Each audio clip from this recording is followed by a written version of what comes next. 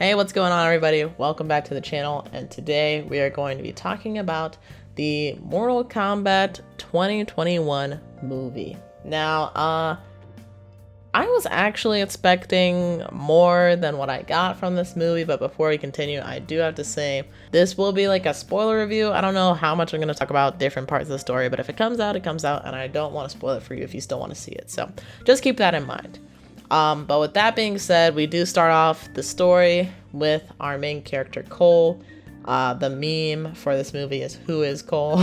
I do really think it was a very odd choice to have Cole be the main character, especially after discovering that Scorpion is killed at the beginning of the movie. It's crazy to me that they released the first 10 minutes of the movie, because those are honestly probably the best 10 out of the like maybe 20 minutes where I was like, damn, this is really good. Like, they should not have released that, because that's some of the best bits of the movie in my opinion. Not saying this movie is bad, but that whole action sequence, just like getting to see a character from Mortal Kombat compete in that way with another character from Mortal Kombat, that was awesome. That was really great.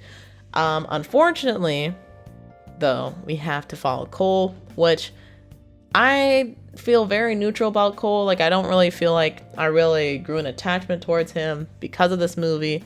Not saying that I want anything bad to happen to him or his family, but I just don't care necessarily. And what's interesting is there's a part in the movie where Sub-Zero finds Cole's family, and I thought it was going to be an echo of what happened at the beginning of the movie where Sub-Zero kills Scorpion's wife and son. Or not son, his wife and daughter. And I thought Sub-Zero was going to kill Cole's wife and daughter, and he does not. Somehow they're still alive, like little popsicles hanging up on this freaking MMA cage and at the end of the movie. And I'm like, this would have been the perfect motivation for him to like really want to compete in this tournament so he could get back at Sub-Zero, and it could be like a whole family lineage thing where, you know, like all like the Shinra clan, whatever Scorpion's clan is, like, you know, it could have been like a clan versus clan kind of thing, and they could have developed in this movie or the next movie. I don't know.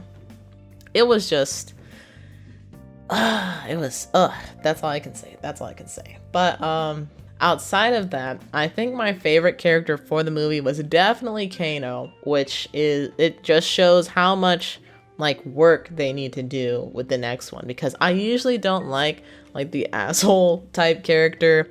But Kano was the only one that I felt like was bringing some real like raw emotions, which, you know, Mortal Kombat is a very brutal game, so I'm expecting to see some like raw visceral stuff, and I feel like Kano was one of the only people who was bringing that, and he was funny in the way that he did some things, so I'm like, you know, Kano was winning the whole movie for me.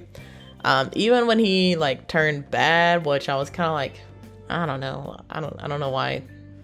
Like, I get it, but at the same time I was like, but I was still with them. I was still with them at that point. I do think it was interesting how they did some different origin stories with Jax and Sonya, although we don't go too deep into Sonya's story. But I don't really like the way they did Sonya. Like, in the games, and I'm not like a super big Mortal Kombat head, or at least not now. At some point I plan on going back and playing through the series. But Sonya in the games has always seemed like a very strong woman, and someone who's not going to take crap from anybody, and who's going to stand up for herself. And I feel like in this movie, she was just a doormat for anybody who wanted to step on her. And I'm like, what is going on? Liu Kang and Raiden, they're like trying to collect all the chosen for the Mortal Kombat tournament so they can train together. And, you know, Sonya, who did a lot of the work to try and figure out like where they could possibly be in the world so they can at least get to close enough to where Liu Kang could find them and like guide them in. they just like dismissed her, like, oh, you don't have a marking, oh well then you can't have like the special chi power thing, whatever, so you like go do something else, basically. And she was like, okay, basically. Like, she didn't protest, she didn't like do her own individual training so she could come back and like whoop their butts. She didn't do any of that. I'm like, what is this? Like, why did you accept that? That doesn't make any sense. Yeah, I don't know what was happening with that. And then we have something that was like kind of good but kind of like cringe was the specific like Mortal Kombat references to the dialogue that happens in the game, like finish him and like fatality and stuff like that.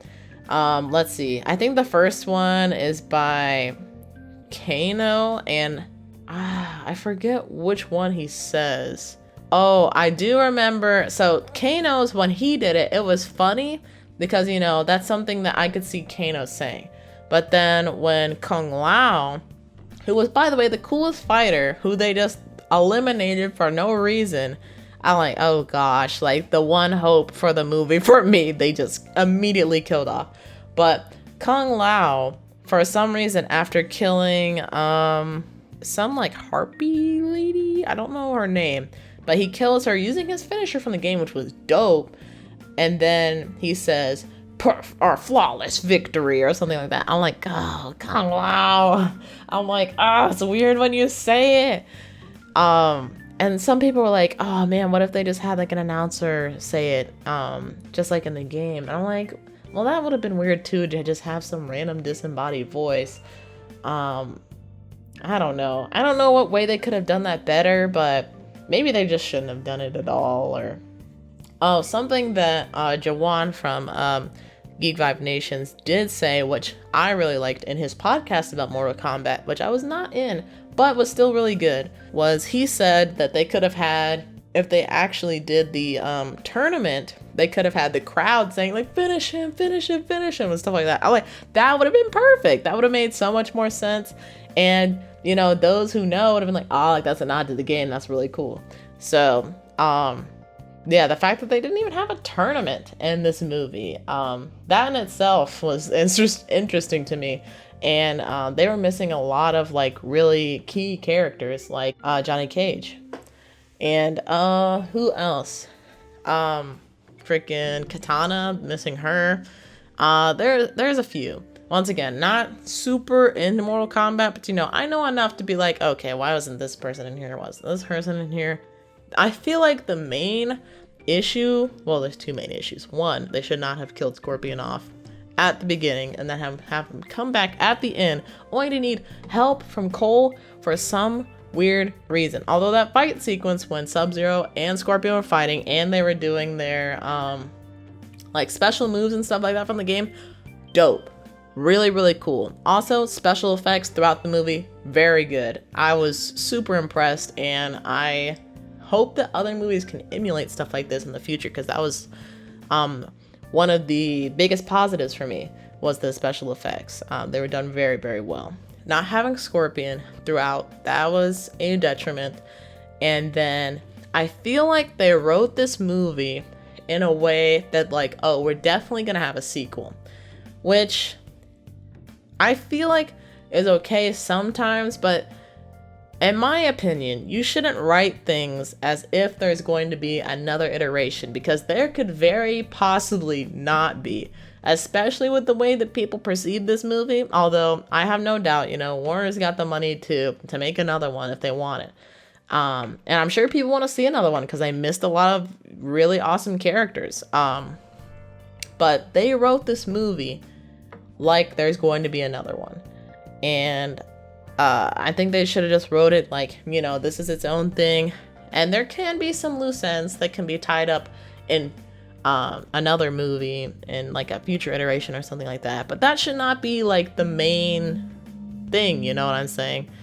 Yeah, that was just my thing. Like, if we're gonna do it big, so that way people want to see more. Not do it so that way we can have more. You know, I don't know. I hope it makes sense. At least have a tournament. I don't know. I just wanted to see the tournament. I wanted to see the tournament. But yeah, outside of that,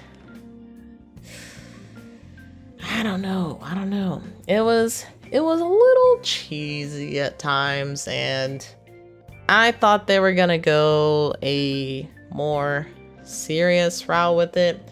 Not like overly serious, but less cheese. Like, I talked about Invincible previously here on the channel. Link to that somewhere up at the top. But that, I feel like, was a good amount of, like, you know, they had the violence. I guess not as much violence as Mortal Kombat, but definitely more gore. And they have their serious moments, but they're also able to have like their laughs and their goofiness as well. Mortal Kombat felt like we're trying to be really serious. And I feel like that's where some of the cheese came from. And then some of the jokes that were just straight up cheesy as well. So if we can try and get that strained out for the next iteration that will possibly come, probably gonna come with Johnny Cage, which I know a ton of people, including myself, are gonna be looking forward to, then I think, you know, we're gonna be fine for future iterations and all that kind of stuff. But I would probably rate it either a 5 or a 5.5. Like, it was just straight up average to me. I wouldn't necessarily recommend it unless you're a big Mortal Kombat fan and you just want to see those kind of like scenes play out. Or if you like a lot of action. If you're just looking for like a movie to watch, this might not necessarily be a movie that you would want to see. But yeah, those are basically all the thoughts I had about Mortal Kombat. What did you guys think about it? Did you guys think it was a faithful adaptation of like what we've seen in the video games? And even including some of the things that we've seen in past Mortal Kombats, which I've only seen the very first one, so that might be something I go back and do, and maybe do a comparison between the two. But what do you guys feel about this? And how do you guys feel about possibly doing a second one? And what would be things that you would want to see? But yeah, I think that's all from me. So hit the like button if you guys enjoyed this video and you guys want to see more content like this, more rants, explanations, private self-podcast things. And subscribe if you're new, so you can make sure subscribe if you're new to make sure you guys can see the latest videos that I'll be uploading. Definitely want to do some video essay type stuff with a lot more production, and I don't know. I just want to play around and explore with some different things. But I want to thank you guys again for sticking with me, hanging out with me in these videos, especially as I took a little break to finish up my junior year of college, which, oh boy, that's crazy to think about. But yeah. Thank you guys so much for that. And I hope you all have a nice evening, morning, or night, whatever's enjoyed. I'll see you guys in the next one.